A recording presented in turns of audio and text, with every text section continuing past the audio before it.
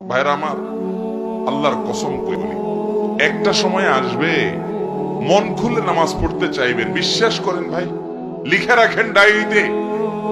আপনাকে যদি আল্লাহ হায়াতে বাঁচিয়ে রাখেন, যুবক ভাইয়েরা, তরুণ ভাইয়েরা, একটা বয়স আসবে মনে চাইবে একটু রবকে মন খুলে সেজদা দিয়ে একটু লম্বা করে রুকু করি। পারবেন না, অসুস্থ হয়ে যাবেন, রোগবালায় ধরে ফেলবে। বাবারে, সে সময় আসবে না? বৃদ্ধ মুরব্বীদেরকে, চাচাদেরকে জিজ্ঞাসা করেন, চাইলেও ওযু ধরে রাখতে পারে না, নামাজ পড়তে পারে না, চাইলেও পারে না। একটা সময় আসবে চাইবেন, পারবেন না।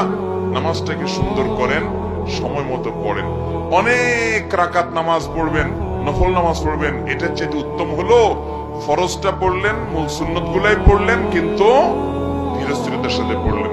10 রাকাত তাড়াহুড়া করে পড়ার চাইতে 2 রাকাত আস্তে আস্তে পড়া অনেক বেশি